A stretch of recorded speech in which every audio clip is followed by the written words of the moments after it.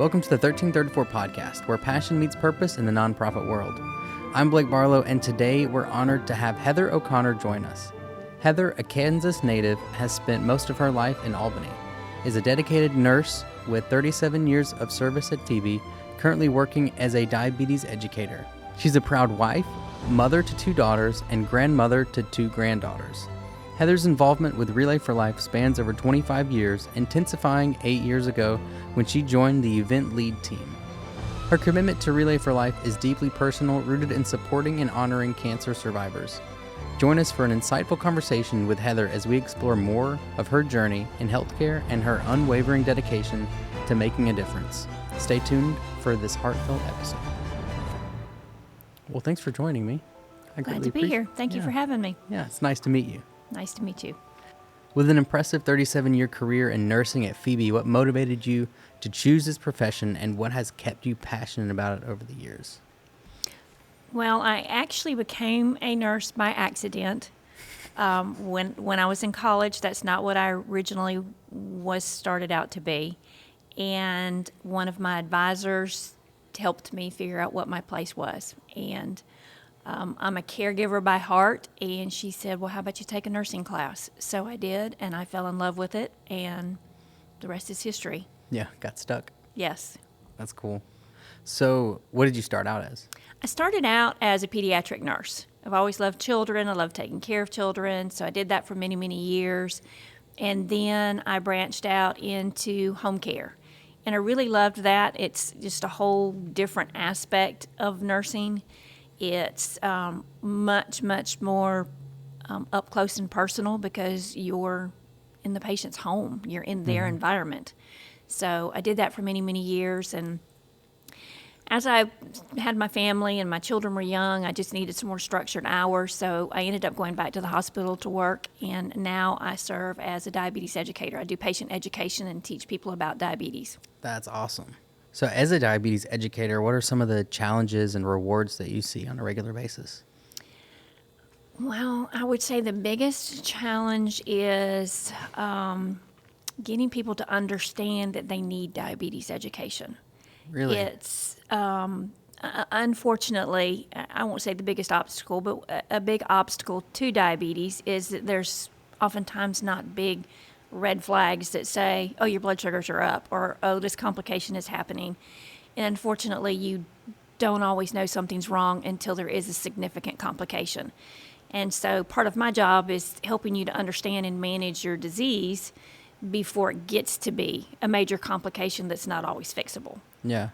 So that's probably the biggest challenge. But it's also the most rewarding because to know that I make a difference. I oftentimes have patients, I've had diabetes for 10 years and no one's ever told me this. Or I didn't know I needed to be doing that. Or you've answered these questions for me and I feel so much better. Or, sometimes, especially men, I don't know why, they come in very grumpy when they have to see me because they think I'm just going to tell them that they can only eat sticks and rocks. And by the time they leave, they're like, oh, okay, well, I actually can have something to eat. Yeah. So it's not all doom and gloom. Yeah.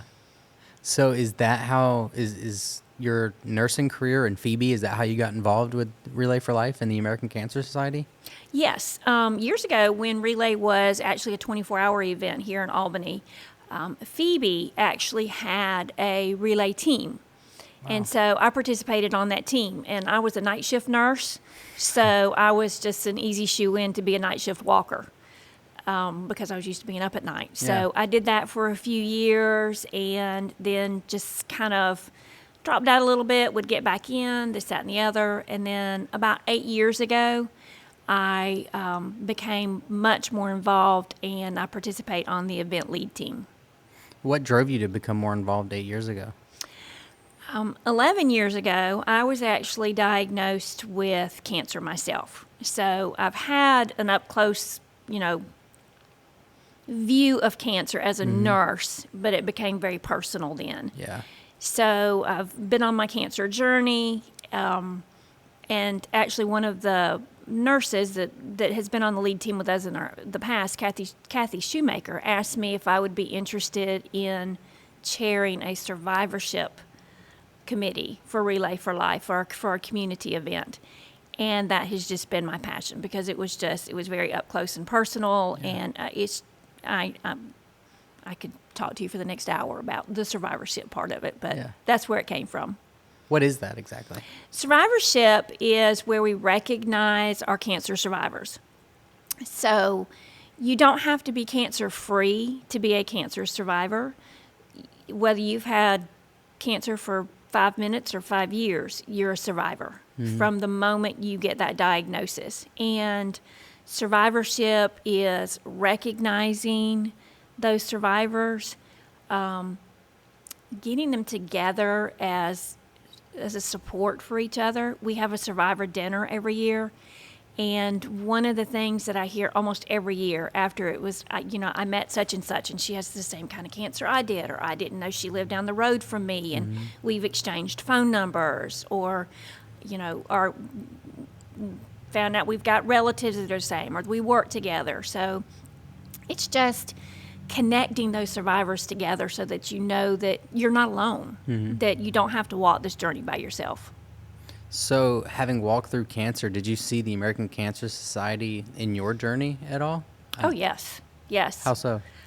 Very first thing with American Cancer Society, and this is going to show my vanity just a little bit, is that I was going to lose my hair. And American Cancer Society, I forget what the program was called, but they provided wigs free of charge. Oh, cool. And so I went, visited, we had a local branch here at the time, went in, had a representative there. She helped fit me for wigs, and I walked out with 2 wigs that day. That's cool. So I never had a time where I did not have hair. And that sounds very vain, but when you're losing a lot of control over your life, that is something that meant a lot to me. Yeah, especially like instantly. Like, yes, you walked in and you walked out. That's really cool. Yes. And I'm a redhead, and so I was really excited that she had a red wig. So that's cool. So what has your journey looked like since then, if that started 11 years ago? I was diagnosed actually in January of 2013, and I found out my cancer by accident. I went in, I was had my gallbladder removed, and the day they were going to discharge me, they came back and told me that they found an unusual, rare kind of cancer in my gallbladder. So I've been diagnosed with gastric cancer. So I did 4 years of chemo. I had a very poor prognosis. They did not tell me that I would live the year, but I'm still here. Yeah. So it's been a long journey, and it's been some ups and downs, but I've had a lot of support throughout that time. And again, back to that survivorship, sometimes it's just nice.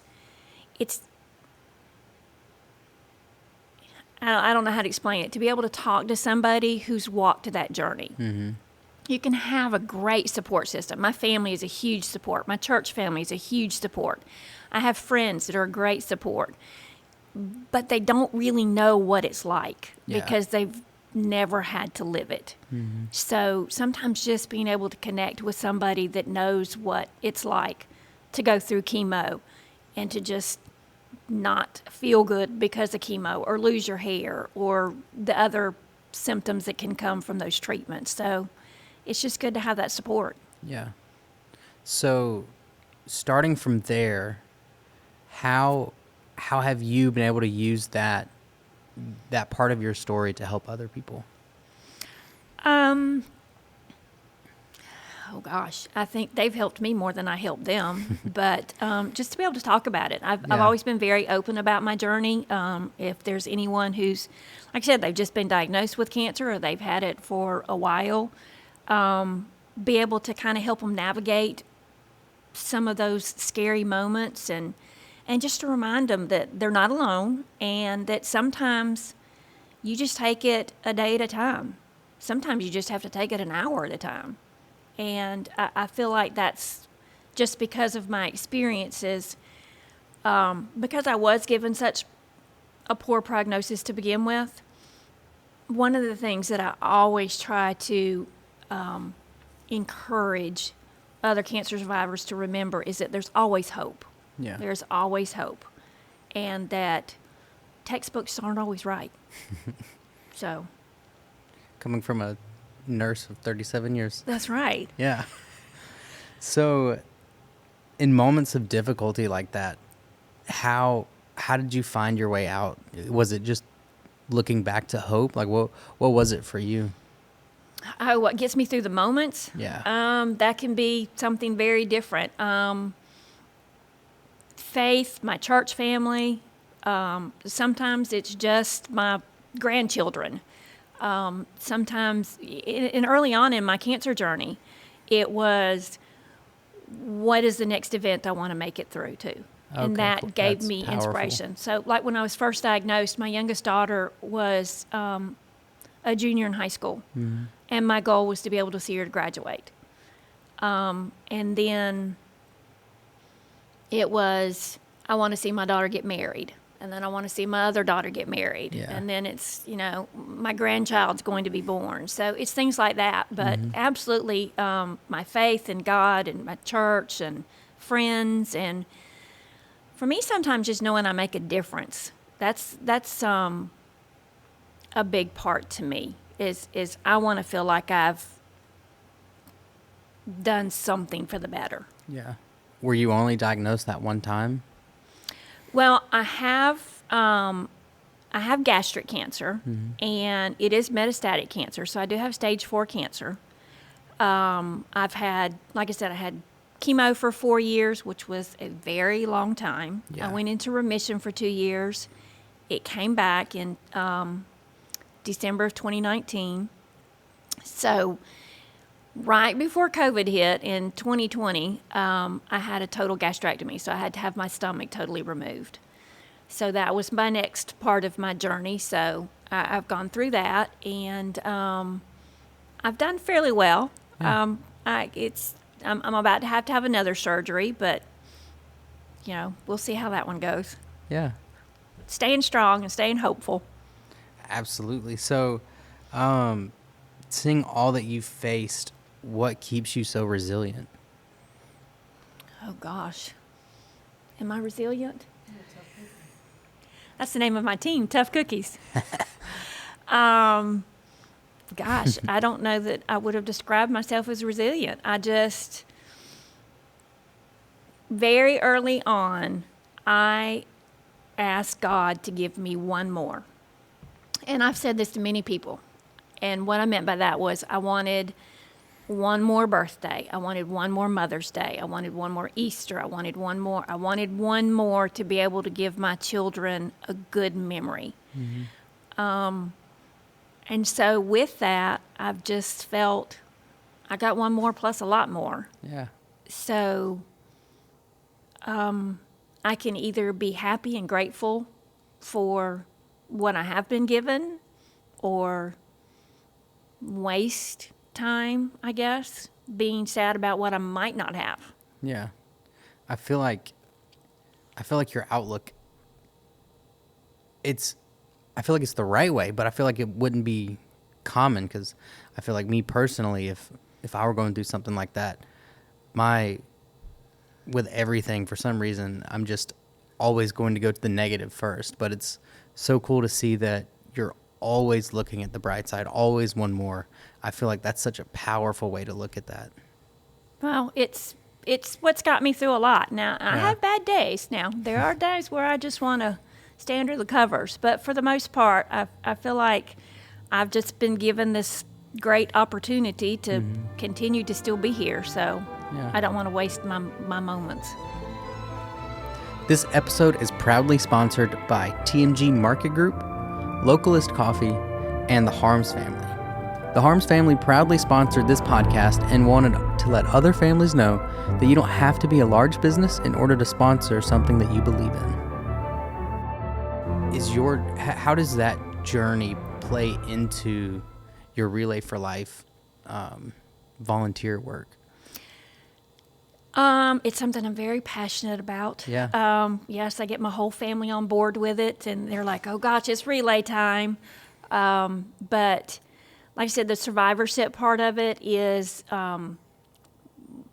what is the biggest passion to me, whether that's the survivor dinner, the survivor tent that we have at the actual event, the luminary ceremony that we have is just such an emotional ceremony that we have. It's at dark, and we light the luminaries in honor or in memory of cancer survivors and those that we've lost, and just the camaraderie of the event and the teams that come together. And it is a very solemn event at moments, but we have a lot of fun. Yeah. We have a lot of fun. So. Well, I know that it very obviously it holds a very close personal place in your heart, especially 25 years and then getting more and more involved over the last 8. So as one of the lead volunteers, a team lead, what are some ways that you see that you would love for more people in our community to step up and be able to help lead this event and help see change in people's life like yourself? Sometimes I think that people want to be involved, they just don't know what to do. And also sometimes I think that volunteering, you're afraid of that time commitment. Yeah. And there is, you can volunteer as little or as much time as you would want. But also, even if it's just coming out to the event, or if you know a cancer survivor that, especially if they don't drive, bring them out. We try to have golf carts and things like that, and let the survivors that don't ambulate well to get out on the track. But just find what you're passionate about, and we'll figure out how to put you in the right spot. Looking ahead, what are some of the hopes for the future for Relay for Life and its impact in our community? I would like for it to become the event it was in the past. And what I mean by that, participation. Okay. Whether that's with volunteers, with teams, with community businesses, just to get back involved with it and grow our event to its former glory. Yeah. And I think it's cool that your story plays so closely to what this event has done, because it's raising money for the American Cancer Society, but we can see it's truly, like with the wig story, like it's truly affected your life. So there's no telling how many people of the past 25 years that it's positively impacted without them knowing that this Relay for Life event was even happening. Right. And unfortunately, there still are a lot of people that don't realize that the event is there. And so that's why, if you're volunteering and spreading, the information about the event, that's your participation. How do you see new volunteers coming on? How do you see them helping? Like, first, should they just email, or how do they get involved? And then 2, like, what are they going to be able to do?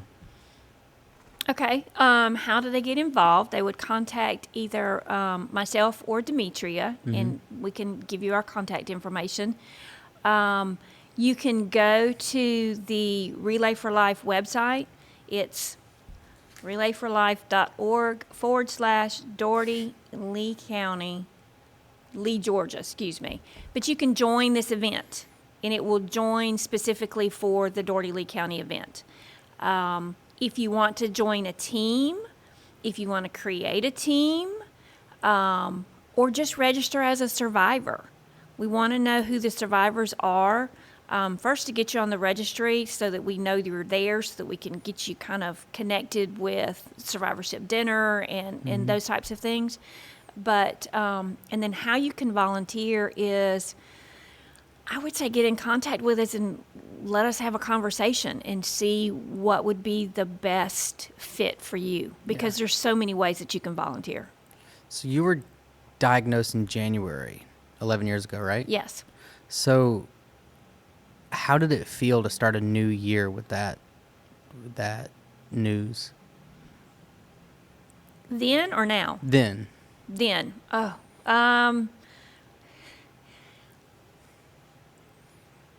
Honestly, it was the nurse in me. You know, I told you that when I was first diagnosed, I had my gallbladder taken out, and they found it in my gallbladder.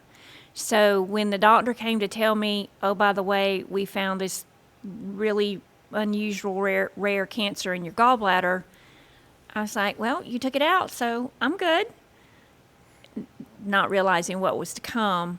So it was rough. Yeah. The beginning of the year, and then to have a poor outcome prognosis was. I mean, I will admit I had a rough couple of months, but then I got in my routine, and I just decided, you know, this is what my year is going to be, so I'm going to make it the best one I can.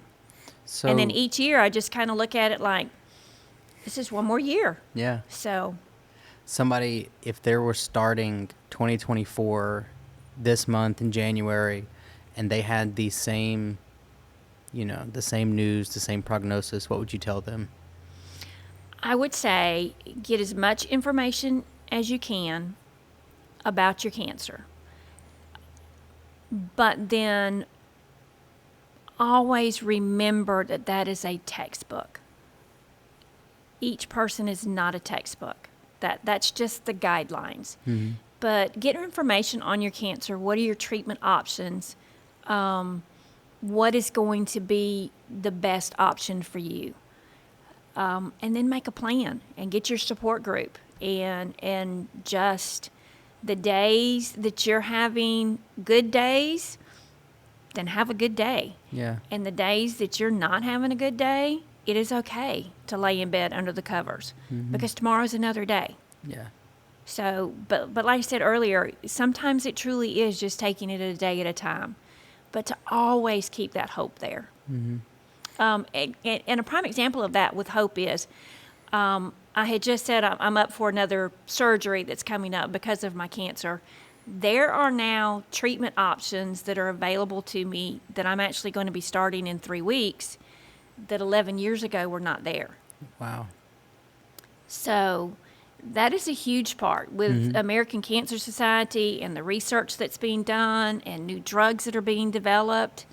I mean, I'm still here to be able to try something that 11 years ago was not even an option for me. Yeah. So I just keep that hope as long as you can. What do you do to keep that hope? Because you've kept it, I mean, clearly day after day for 11 years now, almost to the day. So what has it been for you that has kept that hope at the forefront of everything that you're doing? I don't know if it's just one thing in particular. I think it varies from day to day. Like I said, sometimes it's just my faith. Sometimes it's my church family. Sometimes it's my friends. Sometimes it's just for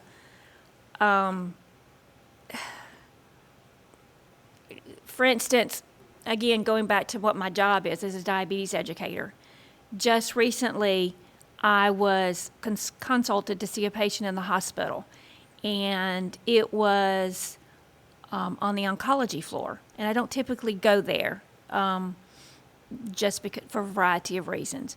But it was a woman that was diagnosed with the same cancer I have. And she had just found out.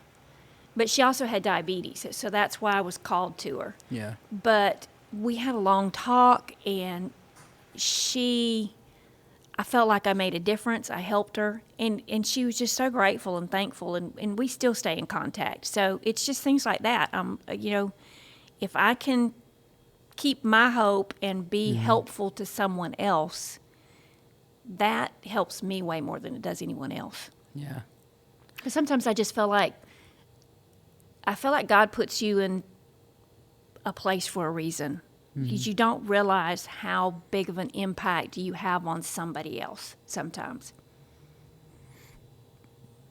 What was it for you that got you involved initially with Relay for Life? Because I see why you're so involved and passionate now, but what was it initially that drove you to it? I'm just wondering because I'm hoping that maybe someone listening can find some part of themselves in your journey and find a reason within themselves that they can come out to the event and they can, they can do the walk from, 6 to 10? Mm-hmm. They can do that walk and they can, be a part of this community, whether it's for their personal journey or somebody else.